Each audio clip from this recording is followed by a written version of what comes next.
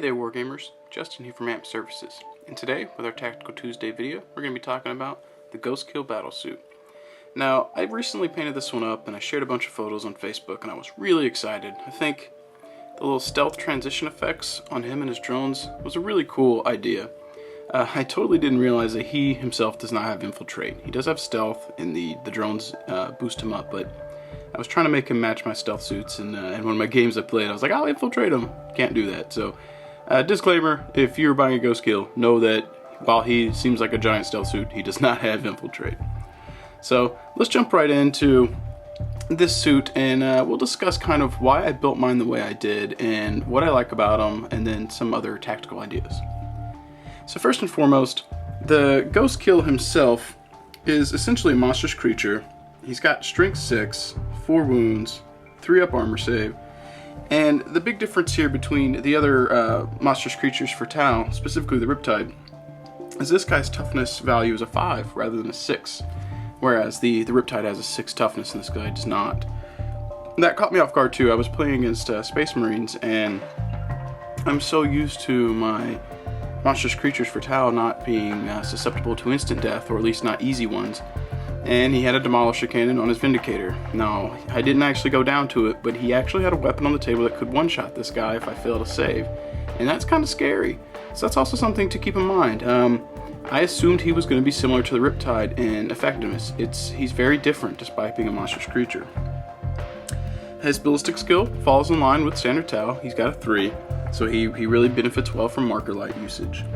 But one of the key things about him that's really awesome, and I believe it's this right here on him, that would be his hollow photon countermeasures. And essentially this is one of the nice things about this model. He has this ability once per game, where once your opponent's declared him as the target of the attack, he can then say, I'm using my hollow photon countermeasures, and he's already been locked in so they can't change targets. All the shots coming at him are now considered snapshots. In my game against a Space Marine player, I was really waiting on that Vindicator to declare him as the target with a Demolisher, and then I could say, yada yada countermeasures, and force him to snapshot at me. He can't snapshot blast templates, which is really effective. So if you're running a Ghostkeel, strategically keep in mind when you want to use your countermeasures and plan on what you're trying to counter. Countering mass number of shots, which I ended up using this against a bunch of Centurions, is effective. But if you have somebody land next to you with a bunch of flamers, or you're going to take a lot of templates in one turn from one solid unit, the countermeasures really hurt template weapons and blast weapons because they can't snapshot. So that makes him really effective, or at least defensive, for one turn solidly. Now, he comes stock with twin-linked flamer up here. I switched that out for the twin-linked fusion blasters. Now, the reason I went with that is, for me, my Tau army is lacking in low AP weapons, and I'm also lacking in weapons that can take out vehicles. So I figured, hey, this guy can hopefully get up close and personal, and I'm adding essentially a slightly longer range Melta to my arsenal. I also went with the cyclic ion raker here, rather than his standard fusion collider. It's range 18, assault 1, blast, and Melta. Now, the reason that I went with the cyclic ion raker over that, however, is because the little small blast may or may not be effective for the Melta thing. Having the small blast strength 8 AP1 would be nice, but I didn't feel like it was going to do enough. So the cyclic ion raker has 2 firing modes. It's range 24 and on both modes. So its standard mode is strength 7, AP 4, assault 6. So if you're using marker lights, this one gun shoots 6 times with a respectable strength value. That's pretty good. And if absolutely necessary, he can overcharge it, and on the overcharge it becomes strength 8, AP 4, heavy 1, large blast gets hot. So kind of similar to the Riptide's ion accelerator. I have the strength 7. The low AP is not as good on this one, but strength 7, and if I really need a blast, I can up it to a large blast. That's strength 8. And at the risk of gets hot, but that seems really nice. Now, the biggest issue I've had with this guy is finding an effective way to play with him. I've tried deep striking him, which is a hit or miss. Trying to deploy him, which is hit or miss. It's just he's not a straightforward unit like the Riptide. It's not quite as easy. Now, the one thing he has going for him that the Riptide does not is he comes innately with stealth. He's also got a piece of war gear, the Ghostkeel Electro Warfare Suite, that essentially, if a unit's firing at him outside of 12 inches, he doubles his cover bonus from stealth and shroud. So he's got stealth innately, so if you're firing at him outside of 12 inches, he's got a 5-up cover save. Now, his drones grant the models in their unit stealth. If they already have stealth, they grant shroud. So for him, he already comes with stealth. So long as one drone at least is alive, he has shrouded as well. So he's looking at a 4-up cover save out in the open. And with his suite, if they're firing at him from outside of 12 inches, he's doubling his cover save. So he's sitting at a 2+ out in the open, so long as enemies aren't close. If you tow cover or area terrain or some type of cover with him, he's always got a 2+, which is pretty nice. The fact that not a lot of things can instant kill him makes it nice too, because if you're going up against something that ignores cover, if it doesn't ignore his armor, he's got his armor save. If it ignores his armor, it may not outright take him out. And this is where I like to outfit my monstrous creatures for Tau pretty tanky. So I like to go with the stimulant injectors on my big guys. I know it's a lot of points, 25 I believe. And that just increases the survivability. So for this guy, in an optimal situation, 2-up cover save. If he fails it, he then has a 5-up feel no pain save. Or excuse me, I guess feel no pain's technically not a save. He has a feel no pain roll. Now, worst case scenario, he's getting shot at, he has no cover, or he has only his stealth benefit. Let's say both drones are dead. You're inside 12, he's not towing cover, he's just straight up stealth, and you're shooting at him with an AP3 weapon. You know, then he's making his 6-up cover save if he's got it. If you have an anti-cover weapon that's also low AP, at least he's still got that 5-up feel no pain save.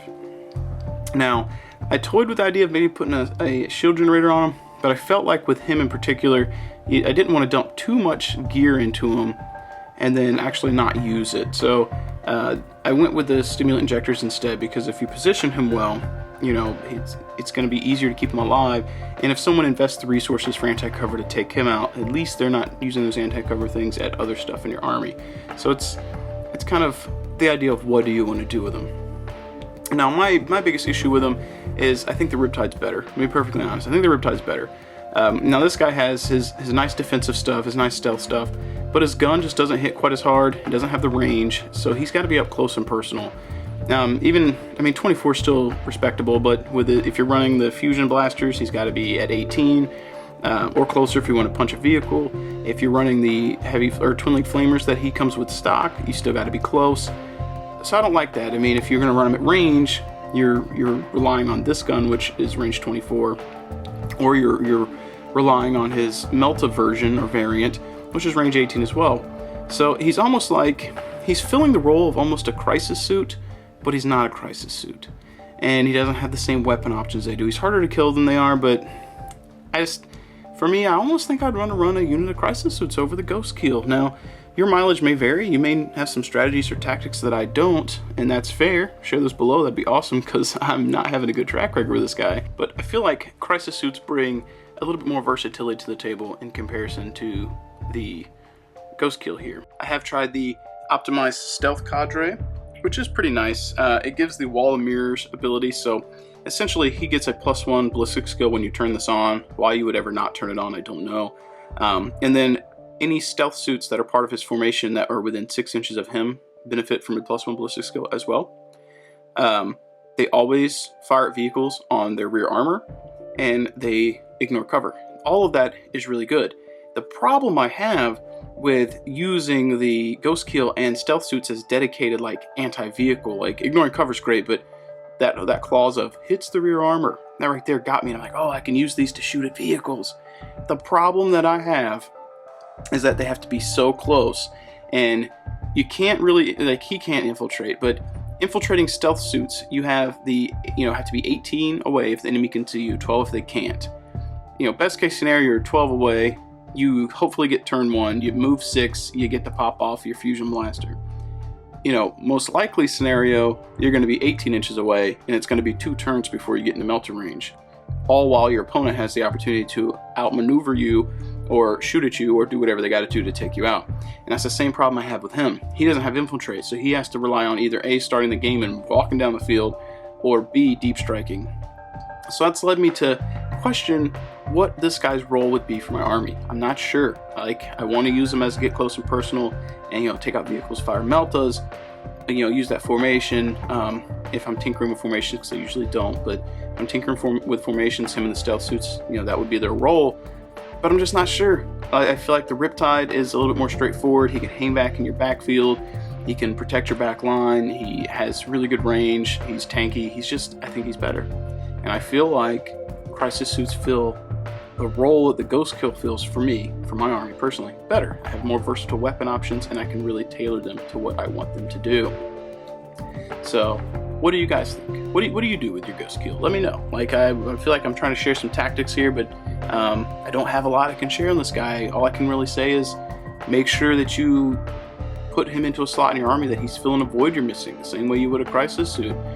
What role is he going to play? Is he on the table like I have him because he looks cool and I hoped he performed cool? Or is there some strategy that I'm missing? Let me know below. Hopefully it's not just stuff that's in formations. Let's see what's going on. Give me some feedback. I'd like to know what you guys are doing.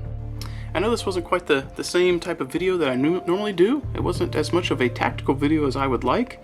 All I can say is just make sure you know what role this guy's going to fill in your army. Maybe better than I did, because I'm still not sure. I've tried. But let me know below. Let me know what you've done. Let's get a discussion going. Maybe there's something I missed with them. Maybe I can learn something from you guys that have had more experience with them. If you enjoyed this video or you want to support me, please take a moment to subscribe. Additionally, if you haven't already, please also give us a like on Facebook and check us out. You'll be able to stay up to date with all of our current commissions and our promotions. And finally, I do get paid to paint, and I did paint these guys. So if you'd like me to paint something cool for your army, click quote request now. Hope you guys enjoyed this video, and as always, happy wargaming. Pew pew pew!